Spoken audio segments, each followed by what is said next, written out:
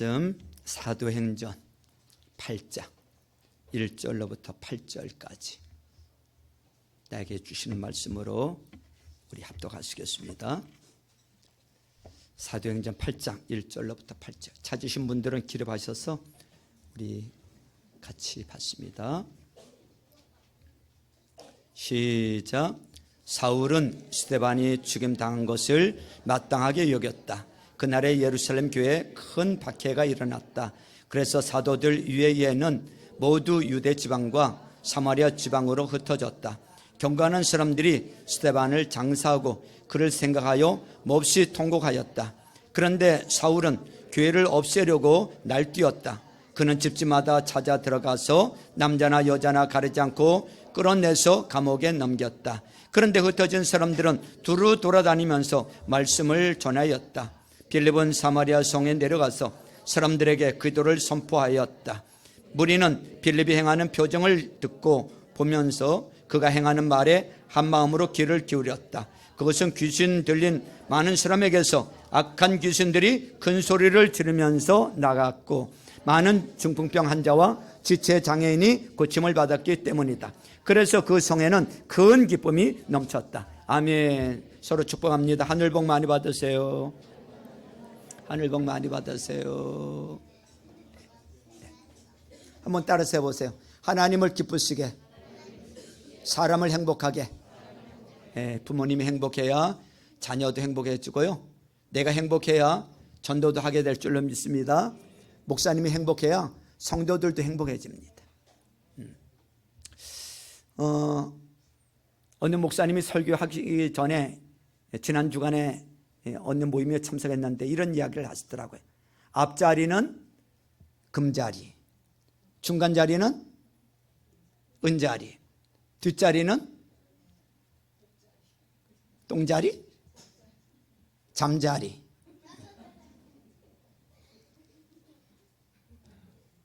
뒤에는 잠자리래요. 잠자려고 뒤에 있는 거예요. 정신 바짝 차리고요. 우리 성도들은 그렇지 않을 줄로 믿는데 정신 바짝 차리고 말씀을 다 잘 들으셔서 큰 은혜가 될 수 있기를 주님의 이름으로 축원합니다. 핍박 그리고 복음 확장이라는 제목으로 하나님 말씀 증거하도록 하겠습니다. 스데반 집사가 순교를 했어요. 희생을 했어요. 또 핍박자들을 향해서 용서하는 기도를 하고 순교하고 하나님 나라에 갔습니다. 좋은 일 아닙니까? 희생하는 일 아닙니까?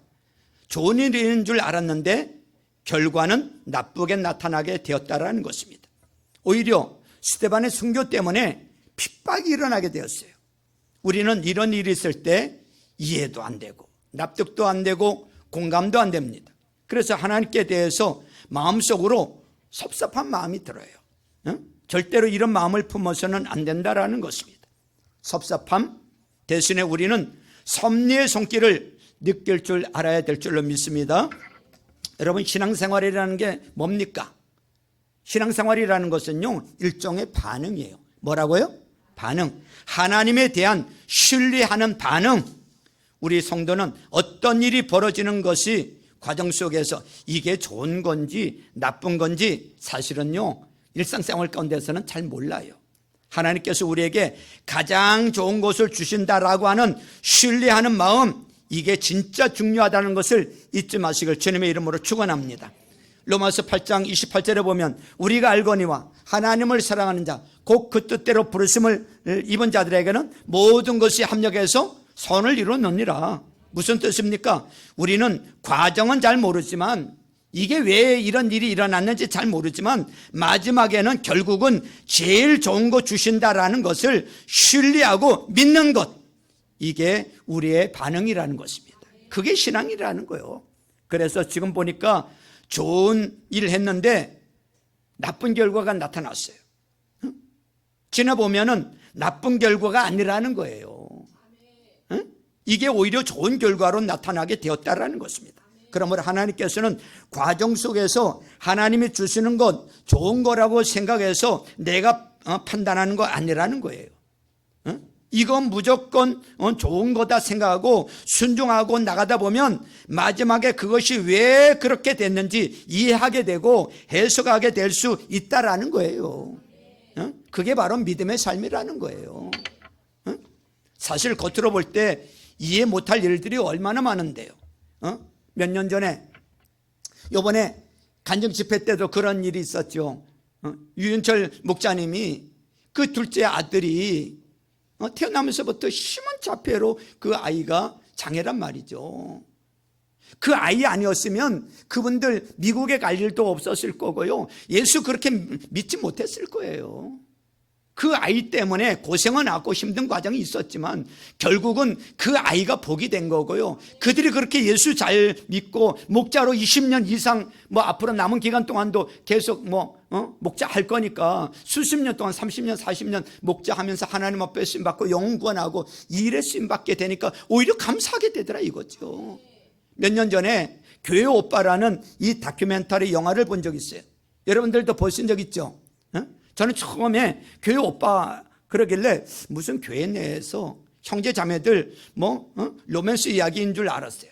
알고 봤더니 그게 아니고 신앙인의 투병 이야기예요.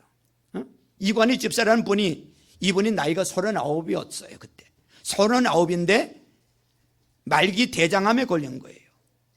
자기가 대장암에 걸렸는데 그 소식을 듣고 어머니가 충격을 받고 돌아가신 거예요. 그 다음에 아이가 어리더라고요. 아이가 2살이나 3살밖에 안 됐어. 또 그 아내가 또 림프종 사기, 또 암 아닙니까? 그걸로 또 쓰러지게 되었어요. 이게 얘기를 쭉 들어보면은 제가 느낌이 그런 거예요. 현대판 욥과 비슷하더라고요.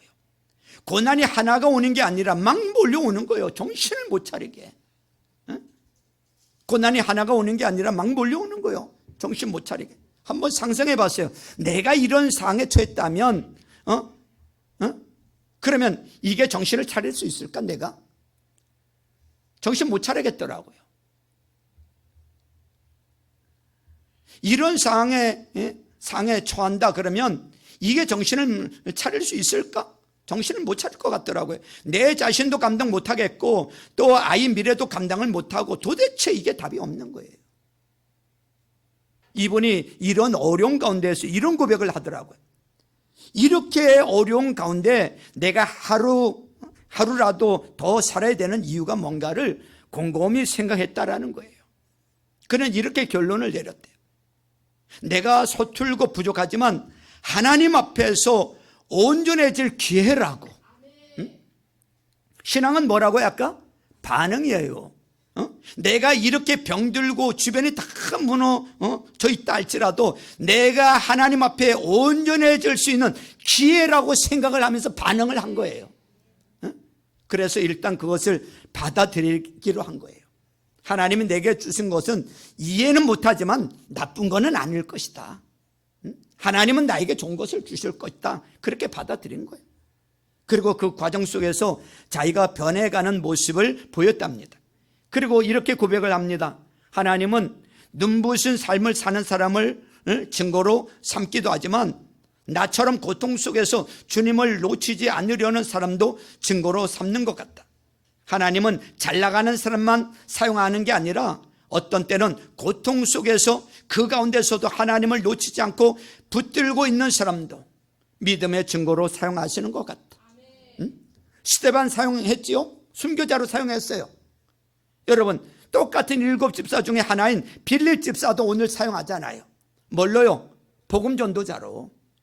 하나님은 다른 모습으로 이렇게 사용하신다라고 그는 인정을 합니다. 그래서 온전하게 변화도 없는 모습으로 이제 한 1년 동안 투병하다가 그는 40살에 하나님 나라로 가게 됩니다. 이걸 통해서 무슨 일이 벌어졌느냐면 일단 본인이 변해지는 믿음의 간증을 했어요. 이거 찍던 감독이 불신자였는데 근데 이런 과정들을 쭉 지켜보면서 이분이 눈물을 흘리면서 예수님을 영접하게 됐습니다. 그리고 이 교회 오빠라는 다큐멘터리 영화를 보면서 많은 사람들이 주께로 돌아오고 또 쓰러지고 낙심하고 자기 삶의 고난을 이해하지 못했던 사람들이 그 과정을 보면서 이게 회복이 되는 일들이 벌어지게 되었다라는 것입니다. 빌립보서 1장 20절에 보면 살든지 죽든지 뭐 하든지 살든지 죽든지 빌립같이 살아서 복음을 전가하는 사람이 있고, 죽든지 스데반같이 순교하는 길을 걷든지 내 몸에서 그도가 어떻게 존귀하게 되게 하려 하나니, 이게 바울의 고백이야. 죽어도 좋고 살아도 좋다는 거예요. 우리 인생이 뭐예요? 70년 80년 되는 인생 가운데 뭐 그 이상 사신 분들 지금 덤으로 살고 있다는 걸 아셔야 돼. 우리 인생에서 영혼 앞에 서 있는 존재 아닙니까? 영혼을 향해서 나가는, 천국을 향해 나가는 존재 아닙니까? 내 몸에서 그도가 존귀하게 된다, 그러면 그게 참된 믿음의 반응이다, 그것을 말해주고 있다라는 것입니다. 사실은 순교뿐만 아니라 이 땅에서 죽어지고 희생하는 삶을 통해서 열매를 거두는 거잖아요. 하늘에 미리 땅에 떨어져 죽지 아니하면 하늘 그대로 있고, 죽으면 어떻게 된다고요? 많은 열매를 맺는다. 실제로 그래요, 안 그래요? 그렇습니다. 하늘이 미리 땅에 떨어져서 죽지 않으면 하늘 그대로 있어요. 근데 누군가 하늘이 미랄이 되어서 죽어지면 많은 열매를 맺게 되는 거예요. 그 한 사람 때문에. 할렐루야. 우리 서두에서 말씀드렸죠. 스데반이 좋은 일을 했는데 결과가 나빠졌어요. 순교당하면서 엄청난 박해가, 핍박이 왔습니다. 박해가 왔어요. 나쁘다고 생각하는 게 이게 과연 맞느냐라는 거예요. 핍박이 닥치게 됐어요. 그래서 성도들이 어떻게 돼요? 막 흩어지게 됩니다. 뿔뿔이 흩어지게 돼요. 뿔뿔이. 근데 나쁜 줄 알았는데 이것 때문에 복음이 전 세계로 흩어지는 계기가 되었잖아요. 흩어짐의 축복이 임하게 된 거예요. 따라서 해보세요. 흩어짐의 축복. 하나님께서 핍박을 통해서 또 일하시더라는 거야. 1, 2절 보세요. 그 말씀이에요. 1, 2절 같이 읽습니다. 시작. 사울은 스데반이 죽임당한 것을 마땅하게 여겼다. 그날의 예루살렘 교회에 큰 박해가 일어났다. 그래서 사도들 외에는 모두 유대 지방과 사마리아 지방으로 흩어졌다. 많은 선교 역사가들은 이렇게 얘기를 해요. 여기 사도행전 이 8장이 선교사적인 신기원을 이루는 거라고. 왜냐하면 사도행전 1장 8절에 뭐예요? 오직 성령이 너에게 임하시면 너희가 권능을 받고 예루살렘과 온 유대와 사마리아와 어디? 땅끝까지 이르러 뭐가 되라고? 내 증인이 되라고 했잖아요. 그런데 예루살렘 교회가 너무너무 좋은 교회야. 너무너무 잘 되는 교회야. 성령의 기름 부심이 있고 성령의 불이 있고 말씀의 은혜가 있고 막 치유가 일어나고 또 유무상통하고 사랑이 넘치고 막 부흥하는데 막 3,000명이 5,000명이 막 늘어나고 나쁜 게 하나도 없는 거예요. 그러니까 교회가 너무너무 좋으니까 너무너무 좋아도요 우리 사명 잃어버리게 됩니다. 너무너무 좋아도 사명 잃어버리게 돼요. 유대와 사마리아로 나가야 되는데 나갈 생각을 안 해. 왜요? 너무 좋아요. 안락해. 여러분 행복하면 잊어버립니다. 여기가 좋사오니, 이대로가 좋사오니. 여러분 하나님께서는 이게 좋은 게 아니니까 교회에 주신 또 하나의 축복이 뭡니까? 참 어폐가 있다고 생각은 하지만 핍박이라는 축복을 주잖아요. 핍박이라는 축복. 핍박이 일어남으로 말미암아 여기가 좋사오니 하고 예루살렘에만 모여있던 이 성도들이 핍박이 일어남으로 말미암아 온 유대 땅으로 또 사마리아까지 흩어짐을 통해서 놀라운 일들이 벌어지게 되더라는 거예요. 그래서 결국은 예루살렘이라는 그 한계를 벗어나게 되었다라는 것이죠. 그러니까 예루살렘이라는 울타리에 머물러 있던 교회가 이제는 그걸 깨뜨려버리고 흩어지는 일들이 일어나게 되었다라는 것입니다. 어디로 갔죠? 온 유대로. 또 그 다음에 어디로? 사마리아를 향해서 나가게 되더라는 것입니다. 여러분 사마리아 땅, 예수님도 처음 가보신 거였잖아요. 예수님도 처음 가보셨어요. 유대인들이 안 가잖아요. 수가성 여인 요한복음 4장에 보니까 당신은 유대인 남자인데 왜 내게 물을 달라고 하냐고 쌀쌀 맞잖아요. 그러니까 사마리아 사람들하고 유대인들하고는 상종도 안 하는 거야. 예루살렘에 머물러 있었는데 진짜 가기 힘든 데가 어디냐면 유대가 아니라 사마리아인 거예요. 사마리아를 향해서 나갈 수 있는 힘이 어디서 나타났어요? 엄청난 핍박이 오니까 막 집집마다 막 엄청난 핍박이 오니까 흩어지게 되는 거예요. 갈 수밖에 없어. 어떻게 보면 그 핍박이 축복이 된 거예요. 우리 힘 갖고 우리 결단 갖고 절대로 못 가. 그런데 빌립 집사는 사마리아를 향해서 나가게 되더라는 거예요. 하나님께서 복음을요, 이게 여기저기 소나기 같이 막 부어주는 게 아니라 먼저 하나님께서 먼저 믿는 자들에게 말씀을 주세요. 복음을 주세요. 그래서 믿고 구원받고 회복이 됐죠. 그 다음 그 사람에게 맡겨준 게 뭐냐면 그 사람이 유대를 향해서 나가야 되고요, 사마리아를 향해서 나가야 되고 땅끝을 향해서 나가서 증거자가 돼야 되는 거예요. 그래야 영구원의 사건이 벌어지게 된다라는 것입니다. 여러분 가정도 마찬가지예요. 여러분 가정에서 한 사람이 먼저 믿게 만들어요. 그 사람이 누군지 알아요? 그 온 가족들을 다 죽게 이끌 수 있는 입이라는 거예요. 입. 복음의 입이라는 거예요. 그 사람이 침묵하면요, 그 사람은 구원받을지 모르지만 그 사람이 침묵하면 다른 사람은 다 죽어요. 여러분 직장에서 보면요, 나밖에 믿는 사람이 없어요. 그러면 그 직장의 생명을 여러분들에게 맡긴 거예요. 내가 침묵하면은 내가 여기가 좋습니다, 나는 이 상태가 너무 좋아요, 나는 그냥 회사에서 열심히 일하고 월급 받아서 이렇게 안락하게 사는 게 너무너무 좋아요. 그게 예루살렘 정신이에요. 그 핍박 아니면 깨지지 않거든요.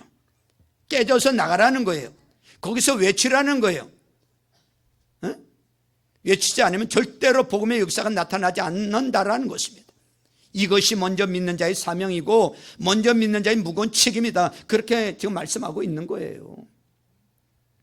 하나님께서 사용하시는 것이 여러 가지가 있는데 오늘은 핍박이라는 도구를 사용하시더라는 거예요. 핍박. 그래서 흩어지게 되더라는 거예요. 이 핍박이 얼마나 심했냐면 웬만한 욕먹고 이런 걸로는요 사람들이 흩어지지 않아요. 욕해라, 뭐 욕먹으면 뭐 오래 산다면서, 욕해라, 욕먹으면 오래 산다면서, 그러고 안 흩어진단 말이죠. 근데 어떤 일이 벌어져요? 여기 사울이라는 사람은 교회를 없애려고 막 날뛰고 있어요. 교회를 잔멸했다 그랬어요. 잔멸. 개역개정에서는 잔멸로 나와. 이게 완전히 박살내는 거죠. 파괴하는 거예요. 그러니까 싹쓸이 해버리는 거야. 그냥 싹쓸이. 그리고 여기 보니까 집집마다 찾아다니면서 예수 믿는 사람들을 찾아냈어요. 그러니 흩어질 수밖에 없는 거죠. 그래서 철저한 핍박, 철저한 이 박해 때문에 다 흩어지게 되었다라는 얘기인 것입니다. 3절 말씀을 보세요. 3절 같이 읽습니다. 시작.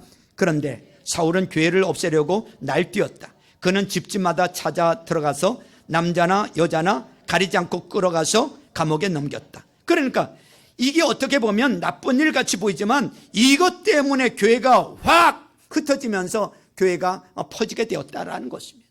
복음 증거가 되게 되었다는 거예요. 이게 놀라운 일이죠. 하나님께서 그렇게 일을 하시더라는 거예요. 오늘도 우리 스스로 한번 돌이켜보세요. 내 삶 가운데 지금 내가 원하지 않는 일들이 막 벌어질 때가 있어요.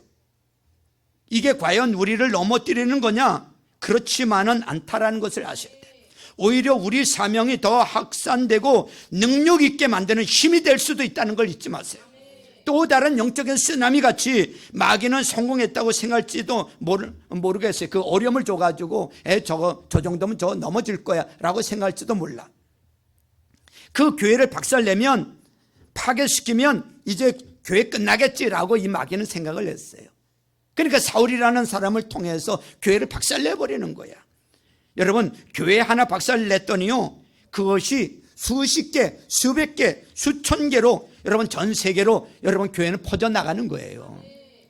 우리 인생도 마찬가지 아니에요? 하나님께서 언제 우리 인생이 30배, 60배, 100배 이렇게 100배 열매를 맺게 되는 게 언제인 줄 아십니까? 대부분 축복의 때가 아니에요. 평안하고 그냥 아무 일도 없을 때 그런 일 일어나지 않아. 그런 축복이 없어. 내 삶에 극심한 고난이 올 때, 그저 내가 깨어질 때, 내 삶을 깨뜨릴 때, 그때 나는 피비린내 나는 일들이 막 벌어지는 것 같이 보일 때, 그때가 내 인생이 커질 수 있는 기회인 것입니다. 그때 100배로 커지게 되는 거예요. 크신 역사가 그때 벌어져요. 영적 쓰나미가 막 일어날 때라는 거예요. 그거 꼭 붙잡을 수 있기를 주님의 이름으로 축원합니다. 제가 아는 어떤 목사님한테 들은 실제로 있었던 이야기예요. 어떤 집사님이 사업을 하다가 부도가 났어. 그래서 경제사범으로 감옥에 들어가게 됐어요. 감옥에 들어가면 이렇게 막 파렴치범들하고 같이 있는 게 아닌 것 같아요.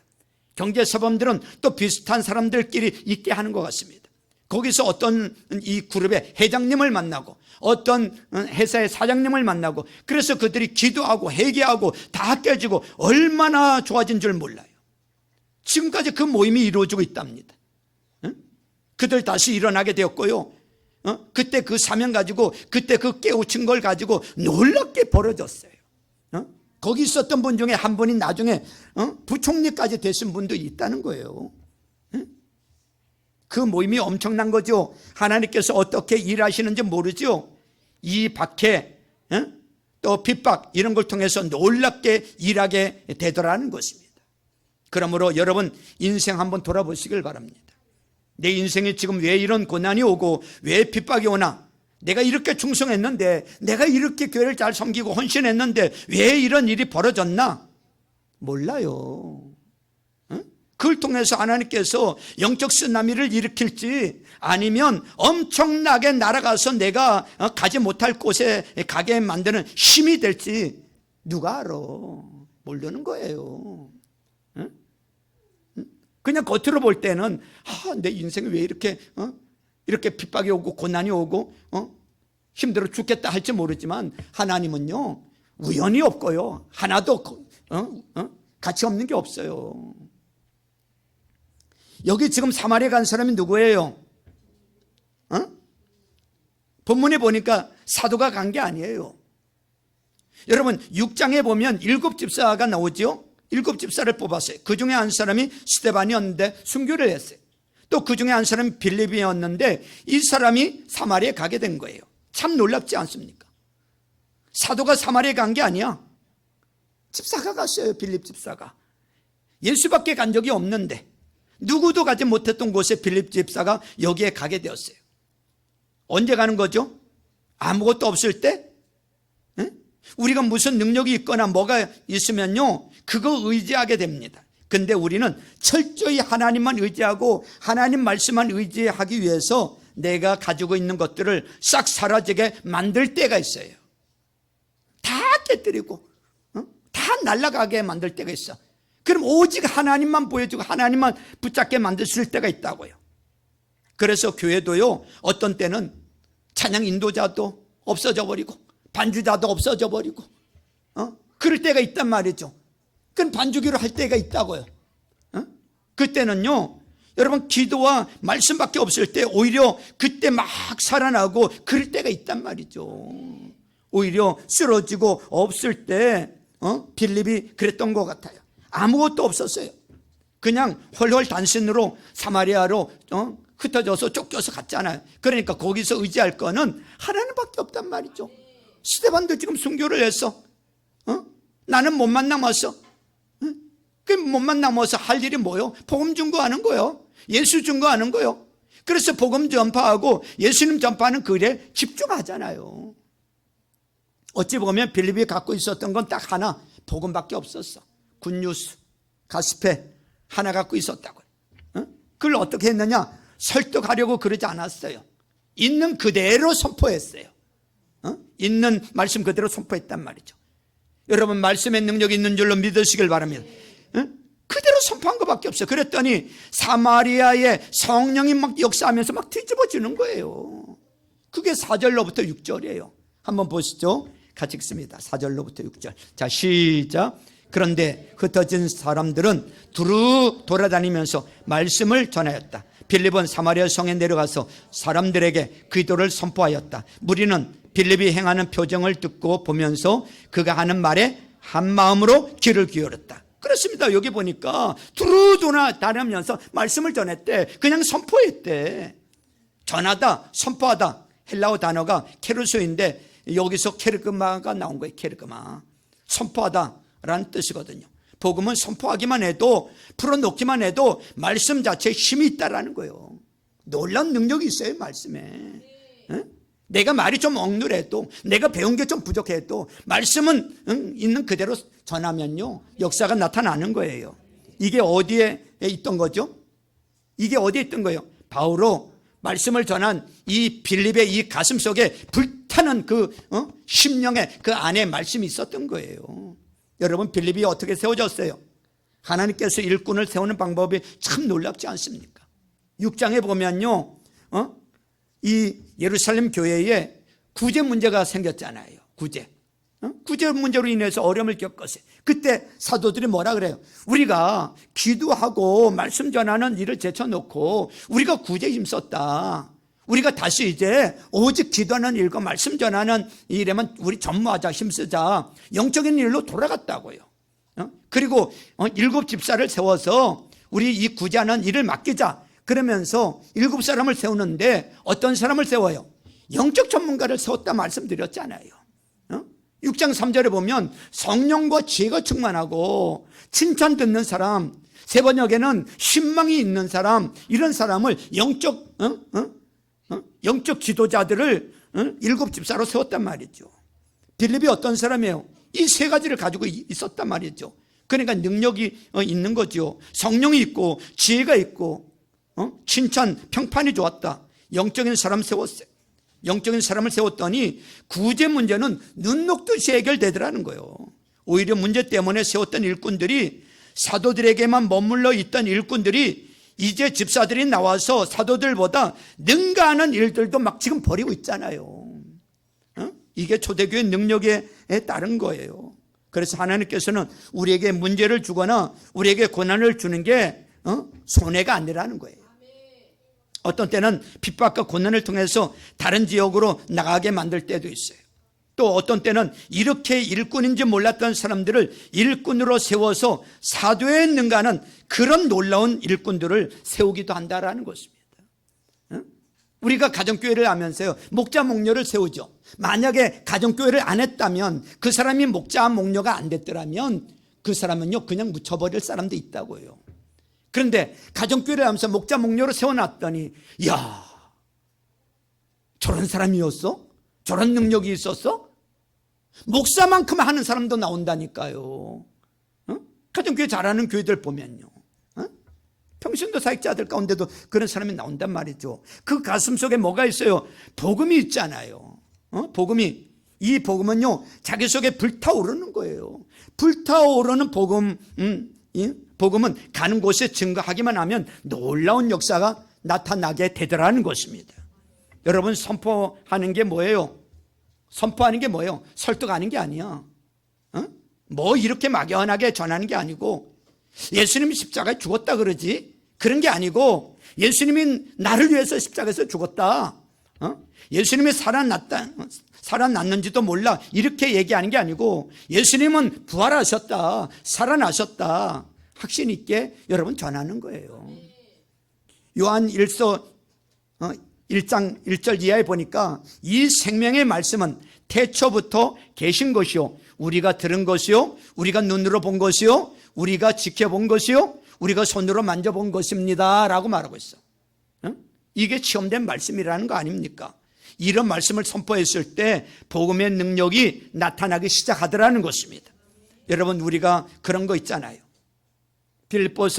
베드로전서 3장 15절에 보니까, 소망에 관한 이유를 묻는 자들에게 대답할 것을 항상 준비하고 있으래. 누가 물으면 말할 것을 준비하고 있으래. 어벙어벙 하지 말고 무슨 말할 것을 준비하고 있으라는 거예요. 할렐루야. 여러분, 우리 가슴 속에 있는 말씀을 증거해야 돼. 그때 그 말씀의 능력이죠. 거기서 바로 디나미스라는 말씀이 나온 거예요. 로마서 1장 16절에 보면, 내가 복음을 부끄러워하지 아니하노니 이 복음은 모든 믿는 자에게 구원을 주시는 하나님의 뭐가 된다고요? 능력이 된다 그랬어요. 그 능력이 디나미스예요. 나중에 그 디나미스가 다이나마이트로 터져 나온 거예요. 내 속에서 불타는 말씀이 증거됐을 때 이게 막 터지게 되더라는 것입니다. 폭탄 터지듯이 여기저기 파괴력을 일으키는 거예요. 바로 빌립 집사 속에 이 불같은 말씀이 있었어요. 그게 선포되어졌을 때 이 사마리아에 막 이게 터져 나온 거예요. 막 터져 나왔어. 막 불이 붙기 시작하고, 막 귀신이 떠나가고, 막 믿는 사람이 막 나오고, 그래서 그들이 주께로 돌아오고 놀라운 변화의 역사가 나타나기 시작하더라는 것입니다. 그래서 어떤 일이 벌어져요. 복음을 전했더니 막 귀신이 소리를 지르면서 막 나가고 중풍병자가 낫고 안전병이가 낫고, 그래서 그 성에 뭐가 있더라? 큰 기쁨이 넘치게 되더라, 이렇게 말하고 있어요. 그게 7절 8절이에요 같이 읽을까요? 7절 8절. 자, 시작. 그것은 귀신 들린 많은 사람에게서 악한 귀신들이 큰 소리를 지르면서 나가고 많은 중풍병 환자와 지체장애인이 고침을 받았기 때문이다. 그래서 그 성에는 큰 기쁨이 넘쳤다 그랬어요. 하나님 말씀이 증거가 되면 바로 바로 이런 일들이 벌어지게 된다는 것입니다. 여러분, 귀신은 이렇게 뿔 달린 모습으로 나타나는 게 아니야. 우리 속에서 항상 이렇게 역사한다고요. 우리 눈에 안 보여도요, 이 귀신이요, 붙었다 그래요. 붙었다. 우리 눈에 안 보이지만 귀신이 붙기도 하고요, 떠나기도 하고 들어오기도 하고 달아나기도 하고 그런단 말이죠. 어떻게든 하나님 말씀을 듣지 못하게 방해하는 영으로 역사하는 게 이게 마귀야. 잘 들으세요. 이 자리에 와 있지만 졸리게 만들고 잡생각하게 만들고, 또 여러분 이상하잖아요. 전도를 해서 토요일까지 통화할 때 분명히 주일날 온다 그랬어. 걱정하지만 내가 꼭 갈게 했어. 약속을 했어. 그런데 주일날 안 와. 왜 그런 줄 아십니까? 능력 때문이거든요. 마귀가 그냥 놔두지 않아요. 어떤 핑계를 대든지 어떤 마음에 불안을 주든지 절대로 예배 못 드리게 만들고요. 이거 한두 번 경험하는 게 아니잖아요. 꼭 오기로 했는데 무슨 일이 생기게 만들어서 못 오게 만들어. 말씀 못 듣게 만들어. 신방을 가보면요, 이렇게 말씀을 증거하려고 하면 그럴 때 꼭 전화가 와. 이상하게 전화가 오고 주변이 산만해지고 막 개가 왔다 갔다 하고 이상해요. 그렇죠? 영이 막 이상하게 역사한다고요. 애들이 막 울고요. 고린도후서 4장 4절에 보니까 이 세상의 신이 믿지 않는 자들의 마음을 혼미하게 만든대. 혼미하게 만들어서 그래서 그들의 영광을 선포하는 복음의 빛을 보지 못하게 한대. 듣지 못하게 만든다는 거예요. 그게 마귀가 하는 일이에요. 근데 하나님 말씀이 증거가 되니까 여기 보니까 얌전하게 속에 있던 더러운 귀신들이 막 소리를 지르면서 나가기 시작했다는 거예요. 우리 교회도 복음 전할 때 성도들에게 붙었던 더러운 귀신들이 튀어나가는 역사들이 일어나야 될 줄로 믿습니다.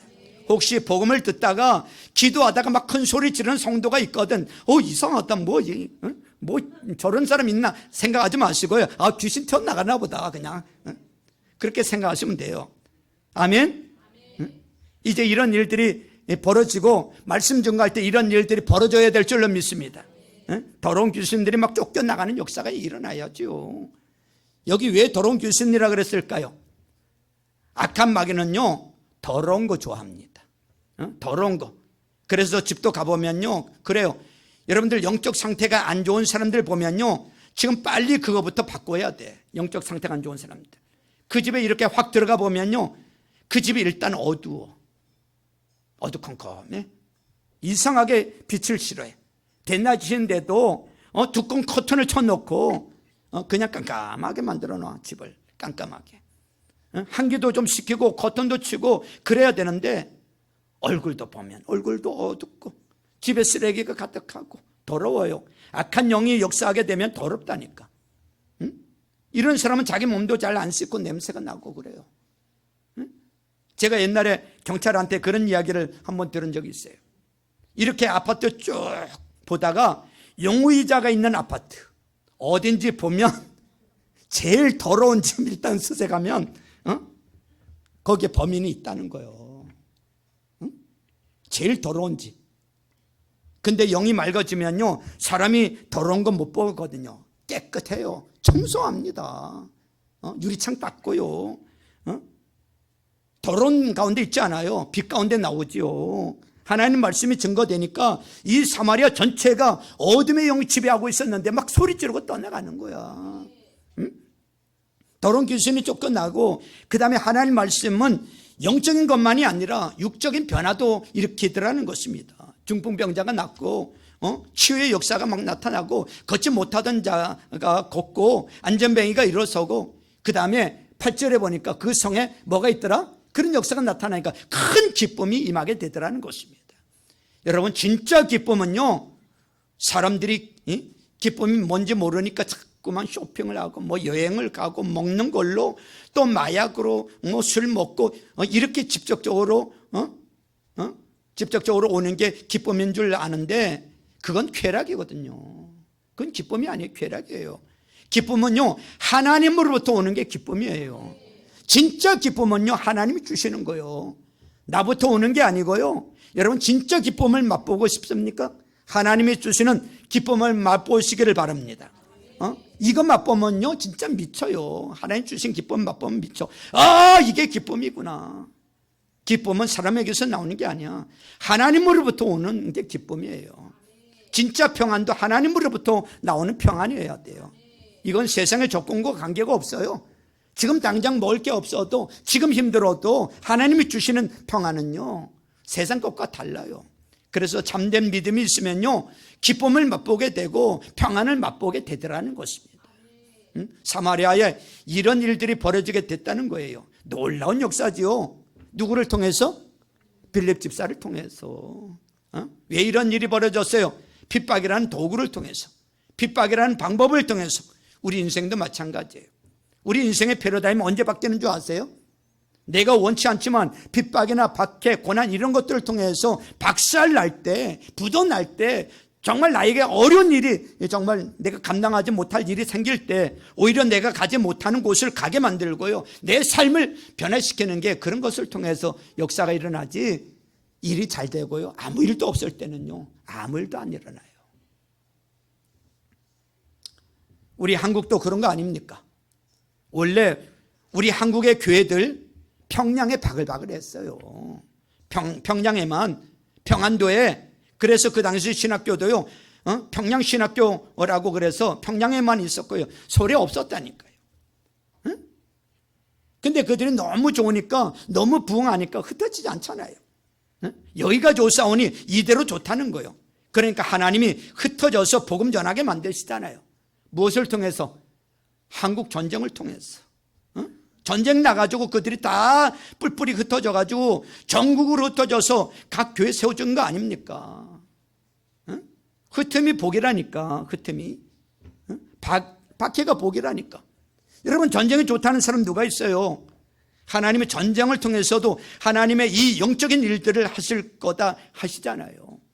오늘 일부 예배 드릴 때 우리 북한에서 태어나서 사시다가 6.25 때 내려와서 이곳에 정착한 우리 어르신 계시잖아요. 예배 마치고 나와서 저에게 그런 얘기를 하시더라고요.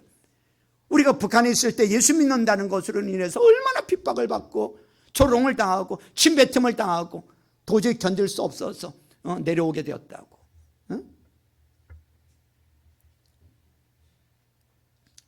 우리나라 되게 가난했어요. 너무너무 가난했죠. 전쟁 이후에 먹고 살 게 없었어요. 가난해서. 그리고 전쟁이 또 겁나니까 여러분 우리나라 사람들이 전 세계로 흩어지기 시작했어요. 이민 갔어요. 지금은요 우리 한국 사람들이 전 세계에 195개국에 들어가서 살고 있대요. 가는 곳마다 다 한국 사람이 있어요. 근데 우리 한국 사람들의 특징이 뭐예요? 중국 사람은요 가서 뭘 세워요? 식당 세웁니다. 한국 사람들은 가는 곳마다 교회가 있어요. 우리 한국 사람들 가는 곳마다 가는 곳에는요 그렇게 반대하는 이슬람권에도 교회가 다 있대요. 다 있어 교회가. 왜? 한인교회는 인정해 줄 수밖에 없으니까요. 우즈벡에도 가보니까 한인교회가 하나가 있어요. 두 개 못 세우게, 하나는 세우게. 그거는 뭐 어떻게 할 수가 없는 거예요. 우리 한인들이 모여서 예배해야 되니까. 그 한국 사람들이 가는 곳마다 어느 곳에 가든지 교회가 있게 됐다라는 것입니다. 하나님께서 왜 우리나라를 이렇게 가난하게 만들었죠? 가난을 통해서 나라를 떠나게 만든 거예요. 먹고 살기 힘들어서 떠나게 만든 거예요. 그래서 그들이 사실은 뿔뿔이 흩어져서 한 일이 뭐냐면 교회 세운 거예요. 하나님께서 어떻게 일하시는지 어떻게 하냐고요. 우리 모르는 거예요. 뭘 믿자고요? 로마서 8장 28절. 응? 합력해서 뭐를 이룬다고요? 선을 이루는 거, 이거 믿자고요. 그게 성도의 모습이라니까. 지금 모습만 보고 낙심하고 절망하고 실망하지 말고, 이 아픔과 이 핍박과 이 고난을 통해서 하나님이 나를 어떻게 일하실지 아무도 몰라요. 하나님은 합력해서 선을 이루게 하시는 분이기 때문에 어떤 일이 있어도 일단 좋게 하실 것을 믿고 감사하는 거야. 잘 될 거기 때문에. 아멘. 할렐루야. 이게 교회 차원도 그렇고요, 가정도 그렇고 개인도 그렇고 다 그렇습니다. 여러분 정리합니다. 우리 주변에 영적 세계가 지금 너무 안 좋아요. 우리는 가서 말씀을 심고, 여러분 기도를 심고 예배를 심어야 될 때입니다. 여러분 2024년도 이제 몇 개월 남았어요? 3개월 남았습니다. 우리 올해가 가기 전에 우리 한 명씩 전도해서, 우리 모두 다 한 명씩 전도해서 세례자를 한번 만들어 보자고. 전도해서 내 친구들, 내 이웃들, 여러분들 남편, 자녀들 전도해서 한 명씩이라도 세례자 만들어 보자고요. 수평 이동이 아니라 믿지 않는 자들에게 말씀 증거해서 세례자 만드는 거, 이게 살아있는 교회 아닙니까? 우리가 원하는 교회 아닙니까? 그거 없으면 아무것도 안 되겠죠. 하나님께서 우리를 핍박으로 흩어지게 만들지 않는 길은 뭐예요? 또 이 대한민국의 핍박을 통해서 흩어지지 않게 하는 방법이 뭐예요? 우리 열심히 복음 전해야 돼. 우리 선교해야 돼요.